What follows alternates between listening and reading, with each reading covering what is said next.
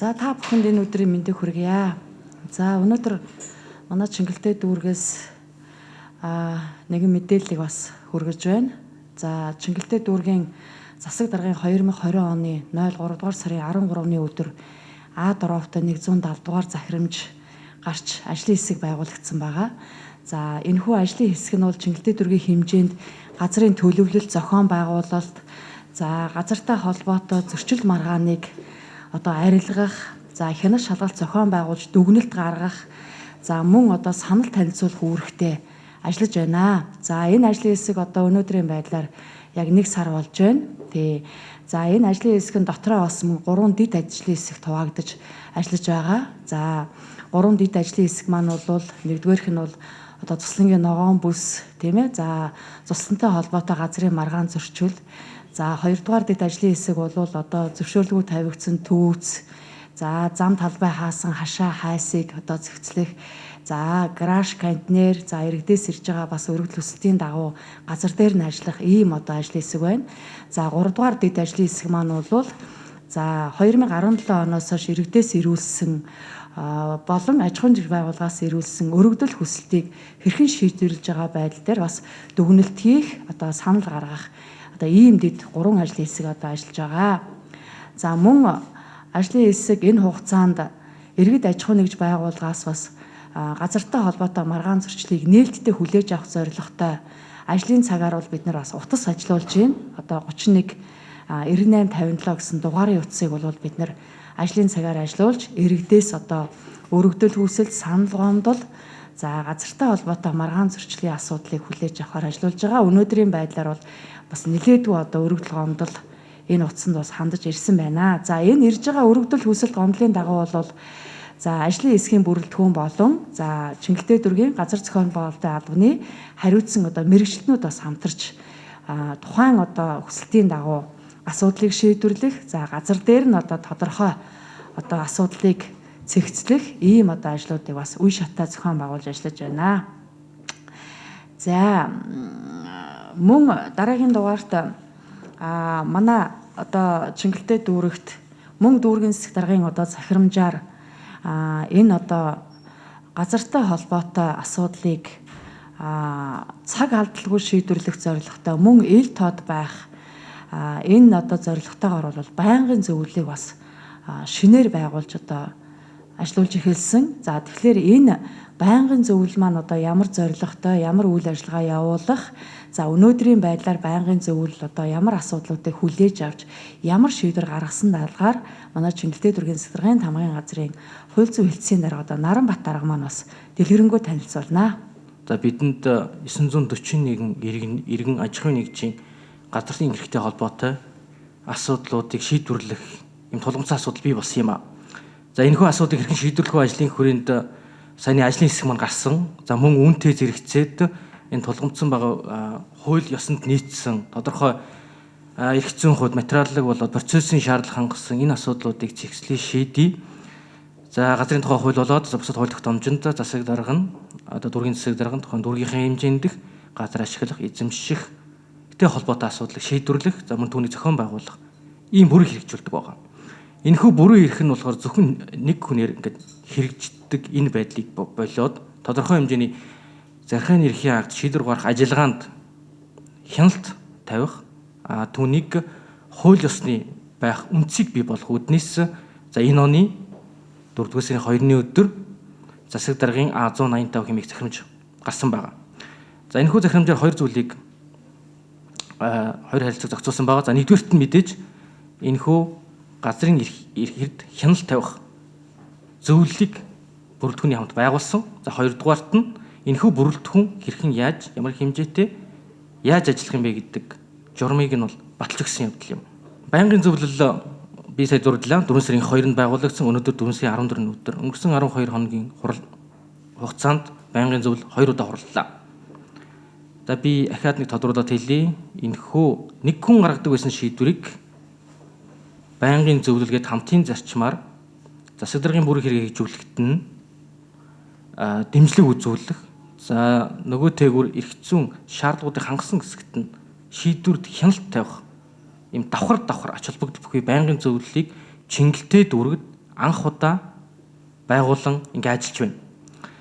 За би сая дурдсан 2 удаа хуралдсан. За анхны хуралдаанаар болохоор бид 87 иргэн аж ахуйн нэгжээс ирүүлсэн газрын эрхийн гэрчлэлийн хугацааг сунгах тухай 87 иргэний асуудлыг хилцэж шийдвэрлэж холбогдох ажиллагаа хийсний үндсэн дээрээс 64 иргэн аж ахуйн нэгжид газар эзэмших эрхийн гэрчлэгийг сунгах зүйтэй юм гэсэн дүгнэлтийг гаргаж дөргийн засаг даргад хөрвүүлсэн байгаа. Ингээд холбогдох шийдвэр нь гарсан. Ингээд явагдаж байгаа. За дараагийн очирд 2 дугаар хуралдаанаар бид түрүүн хэлсэн энэ эрхийн анх захирамжин дээр газрын эрхтэй холбоотой асуудал төр бас хяналт гэж байх ёстой маа. Ийм зүйл маань ийм чиг үүрэгтэй.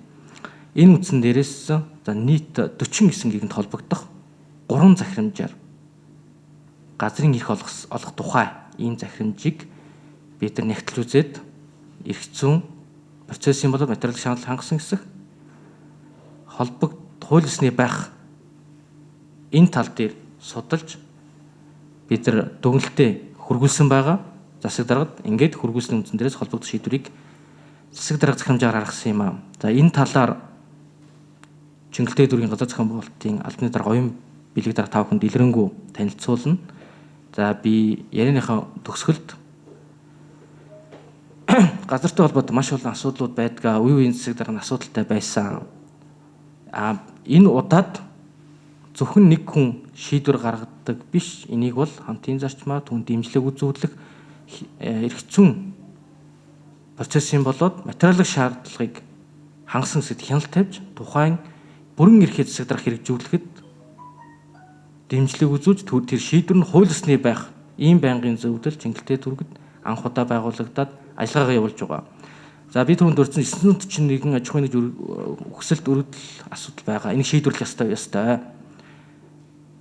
Бид нар ямар хууль ёсонд нийцсэн түрүүний хэлж байгаа эрх зүйн шаардлагуудыг хангасан ийм аж ахуйн нэгжтэй газрын эрхтэй холбоотой энэ асуудлуудыг богино хугацаанд холбогдох ажиллагаануудыг хийгээд хууль ёсны улсуудын иргэн аж ахуйн нэгжийн асуудлуудыг шийдвэрлэж цааш явнаа.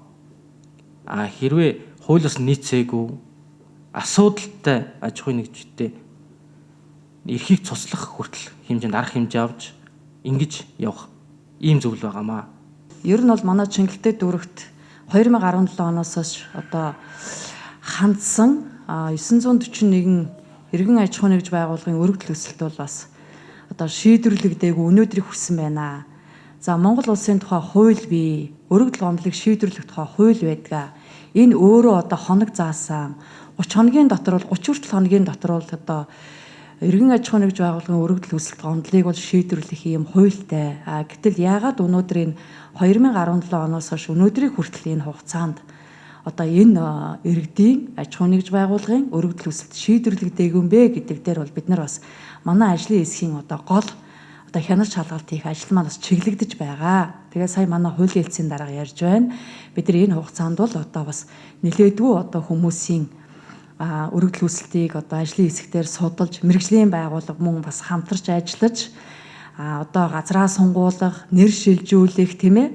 За мөн одоо өвлөх, уламжлуулах гэсэн ийм одоо эрх зүйн зохицуулалттай энэ газрынхаа асуудлыг шийдвэрлүүлэх гэсэн иргэдийн өргөдөл өсөлтийг бол энэ сарын хугацаанд бас нэлээдгүй одоо гарц гаргалгаа гаргаж хуулийн хүрээнд нь одоо шийдвэрлэх нь зүйтэй байна гэж дүүргийнхаа засаг даргад бас бид нэр одоо тодорхой иргэдийн өргөдөл өсөлтийг уламжлаад одоо ингээд шийдвэрүүдийг гаргаж байна. За тэгээд энэ талаар манай Чингэлтэй дүүргийн газар зохион байгуулалтын албаны дарга бол энэ ажлын хэсгийн нарийн бичгийн даргаар ажиллаж байгаа.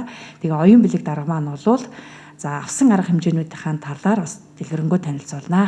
За та бүхэнд энэ өдрийн мэндийг хүргэе. Манай дүүргийн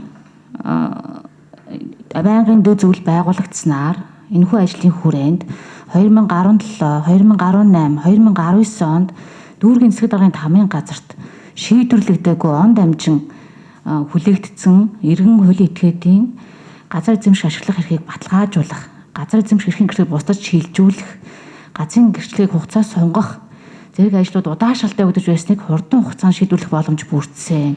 Энэ манай ажлын хэсгийн эхний том даваа тал байгаамаа. Мөн энэхүү хяналт шалгалтын ажлын хүрээнд бид нэр эрх хэмжээг хэтрүүлэн ашигласан, газар эзэмших эрхийг хууль бусаар онцлогсон, үндэслэлгүй шийдвэр гаргасан тогтоогдсон тул дүүргийн засаг даргын хууль бус захирамжууд хүчингүй болох тухай захирамжийг гаргасан байгаа. Энэхүү захирамжаараа дүүргийн засаг даргын 2020 оны 2 сарын 5-ны өдрийн А82, А83, 2020 оны 2 сарын 10-ны өдрийн А102 тоо захирамжаар газар эзэмших эрх олгогдсон нийт 49 иргэний эрхийг хүчингүй болгож шийдвэрлэсэн. Мөн цаашдаа энэхүү эрх хэмжээг хэтрүүлэн ашигласан тамийн газрын нэр бүх хүмүүстээр бид нэг хуулийн байгууллага шилжүүлэн шалгаж ажиллах болно. Цаашид энэхүү хяналт шалгалтын ажлыг үргэлжлүүлэн хийгдэн манай ажлын хэсэг ажлаа үргэлжлүүлэн хийгдээд явж байгаамаа. За ингээд бас Чингэлтэй дүүргээс энэ газартай холбоотой маргаан зөрчлийг одоо арилгах чиглэлээр бид нар авилгагүй нийгмийн төлөө бас манай Чингэлтэй дүүргийн төр захиргааны байгууллага бас дуу хоолой болж нөгөө талаасаа иргэд аж ахуйн нэгж байгууллага хуулийн этгээдийг хохироохгүйгээр төрийн үйлчлэгийг үзүүлэх ийм зорилготойгоор одоо байгуулагдсан ажлын хэсэг маань энэ сарын хугацаанд бас нэлээдгүй одоо санал дүгнэлтийг гаргаж хуулийн хүрээнд дүүргийнхаа засаг даргаад өргөн барьж мөн одоо сая манай холбогдох албан тушаалтнууд ярьж байна. 49 иргэн аж ахуйн нэгж байгууллагатай одоо бид нар бас иргэдтэй одоо хариуцлага тооцох тийм ээ. Энэ одоо асуудлуудыг шийдвэрлээд ажиллаж байгаа талаараа та бүхэнд өнөөдөр бас мэдээлэл хүргэлээ. За цаашлаад одоо энэ дашрамд бас хэлэхэд иргэд аж ахуйн нэгж байгууллагууд ялангуяа Чингэлтэй дүүргийн нутаг дэвсгэрт газар эзэмшдэг, өмчилдэг, тийм ээ, ашигладаг, хуулийн хүрээнд одоо эрх зүйн зохицуулалтанд газартай холбоотой ямар нэг асуудлаар одоо өөрт чинь танд хүлээгдсэн аливаа асуудал байгаа бол манай Чингэлтэй дүүргийн одоо энэ ажлын хэсэгт хандаж болно. Мөн одоо Чингэлтэй дүүргийн газар зохион байгуулалтын албан дээр ажлын цагаар ажиллаж байгаа 31 98 57 дугаарын утсанд бол бас хандаж одоо утсаар бас хандаж санал хүсэлт гомдол тийм ээ аливаа зөрчил маргааныг биднэрт бас мэдээлэхэд бид бүхэн хүлээж авч аливаа асуудлыг хуулийн хүрээнд газар дээр нь шийдвэрлэхэд хамтран ажиллах болно. Ингээд та бүхэнд анхаарал тавьсан явдал баярлалаа.